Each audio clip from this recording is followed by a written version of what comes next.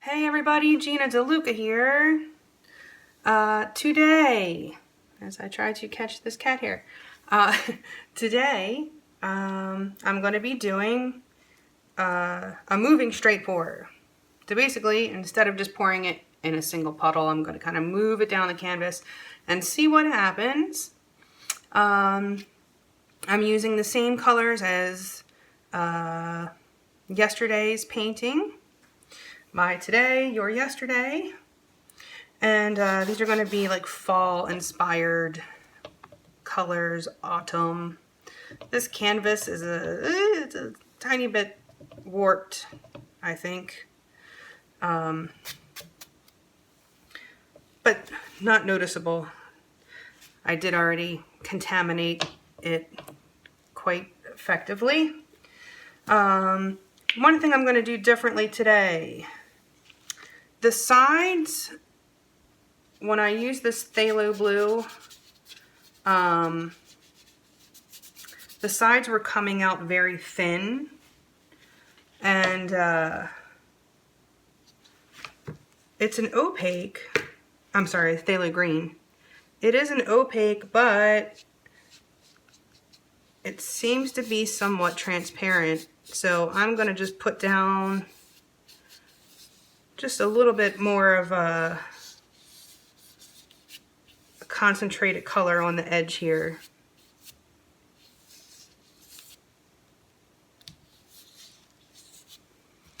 I do really like this green.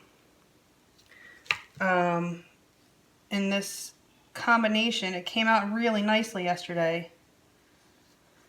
But my edges were kind of sheer. So if I put a little bit of a concentration of color on there from the get-go, I anticipate it will turn out better on the sides. And I don't feel like cleaning a paintbrush, so I'm using my fingers since they're going to be dirty anyway.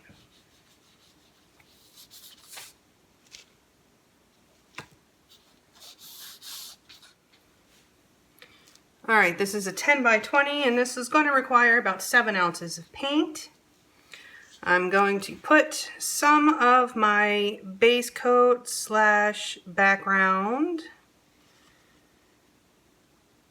into the cup.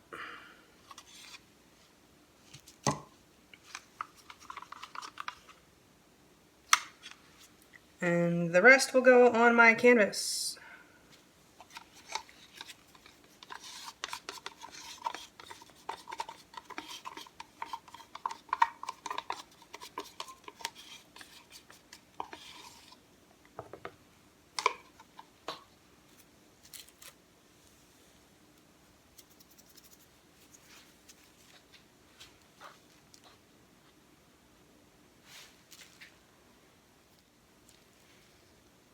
Okay, looks like we're nice and covered, as far as I can tell.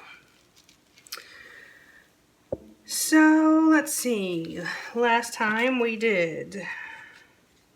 I'm going to do the same order I did before because I loved the outcome. Actually, I need to thin this a tiny, tiny bit. Can't remember if I mentioned it or not, but these paints are mixed. 1 part paint to 2 parts Floetrol. That's straight Floetrol. And then thinned with my mixture of 90% water and 10% Floetrol. The consistency should be when you drip it off of your stick, it immediately blends into the paint it is falling onto. You don't want it to form a mound, and you don't want it to make an indentation. A mound is too thick, and an indentation is too thin. So you will have better luck with the cells going too thin rather than too thick.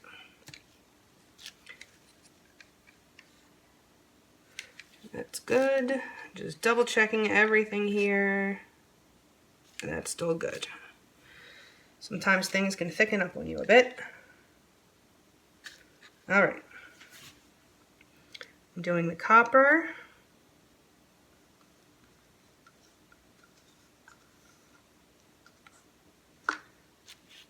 The Napthal Crimson. That was Artist Loft Copper. This is Basics Napthal Crimson.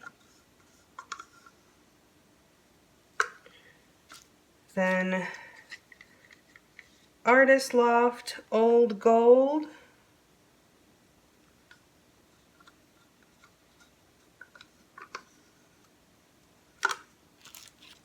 And the Cadmium Yellow Light Hue with just a drop of the Napthal Crimson.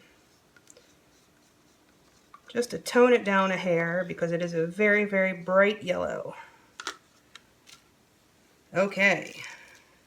The cup is already selling, so let's get to pouring, shall we?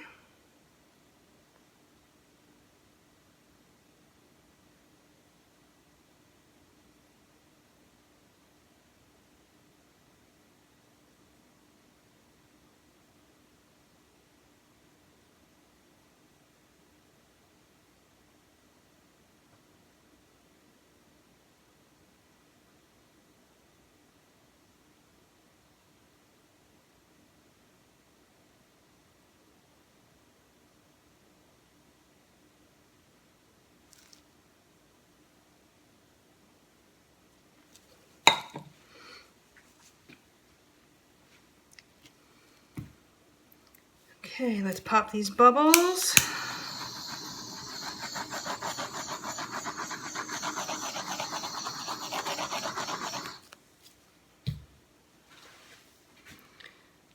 I'm going to bring the weight of this paint down this way a bit. Stretch in this direction.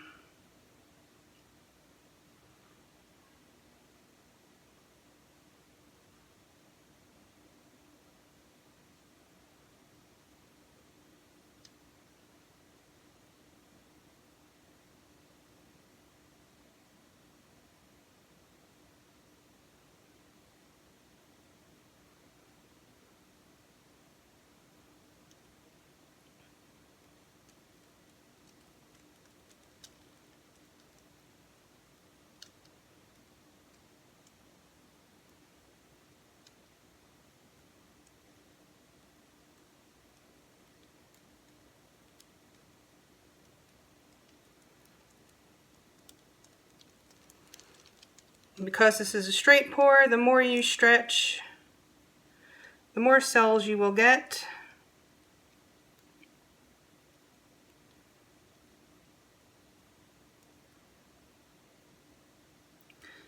So now I'm bringing the weight back down to the other side of the canvas.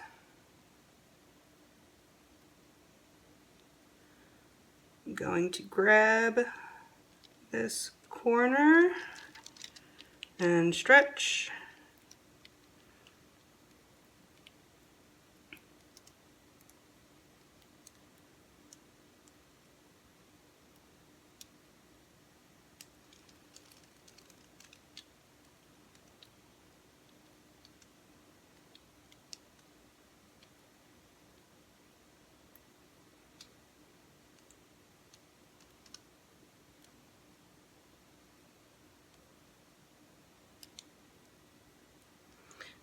Again, there is no silicone in here. These cells are a combination of different paint densities and how the pigments are reacting to each other.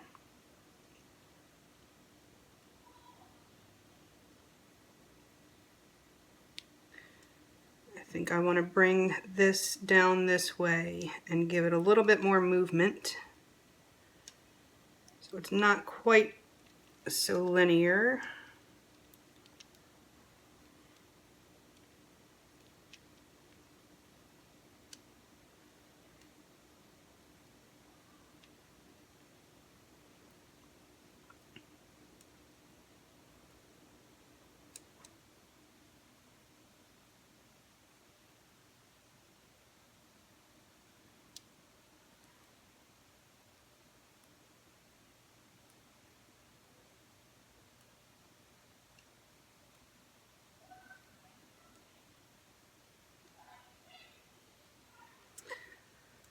That is the child playing a video game upstairs.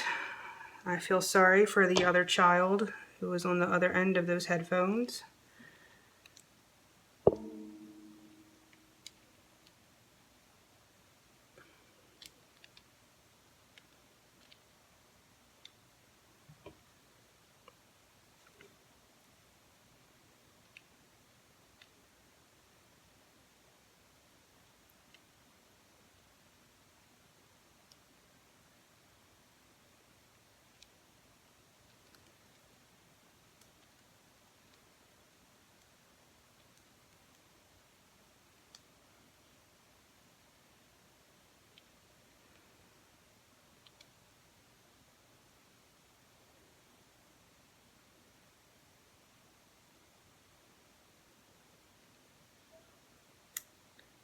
I think I want a little bit more off this way to balance this out.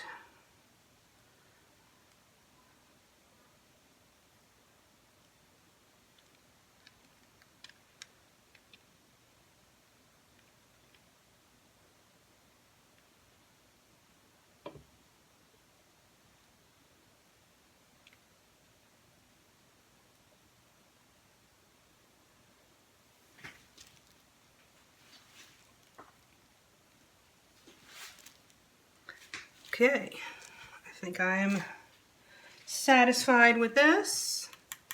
When you're painting, be sure to catch your drips that are coming off the bottom, because the weight of that paint will pull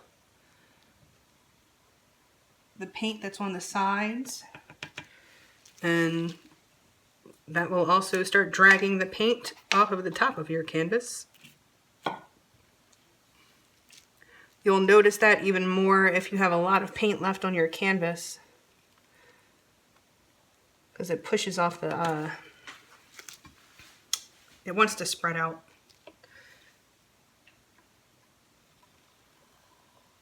So catch your drips.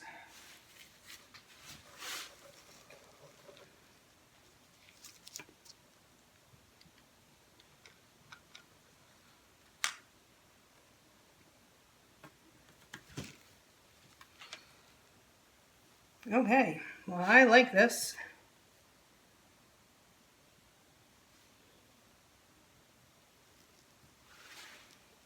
Definitely better coverage on the sides now. All right, so I'm going to let this sit for a bit. Let the paints and gravity do their thing, and then I will bring you in for a close-up. Back in a few. Okay, so here it is. I really like it. More of the yellow cells popped up, which I was hoping. And the copper and gold look really cool against that green. Of course, the camera does not pick it up correctly. This looks more blue on the camera. It is a deep green. And covering the sides first really helped. You can see on this painting it looks very thin on the sides, even though it was fully covered. But doing that pure paint base on the edge really made a difference. I'll probably start doing that more often, especially for some of the base coats that seem to come out more transparent even though they are opaques. Well, that's it for today. I hope you learned something. I did. Please like and share and subscribe and all that good stuff. Do check out the description box below this video for links to my website, the Facebook group, Go Make Some Art. If you need help, there is always someone there to answer questions if you are in the middle of a painting crisis.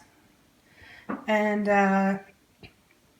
let's see, there's the PayPal tip jar if you so feel inclined to be a patron of the arts. It is greatly appreciated. And also my Amazon link the link to my store, anything that you purchase through Amazon, if you enter through my store, I will receive a small commission of at no extra cost to you. This helps me stay stocked up in paintings or in paint and mediums and able to experiment and try out new things and hopefully save you money in the process so that you figure out what not to do. All right, y'all. I hope you have a beautiful day. Now go make some art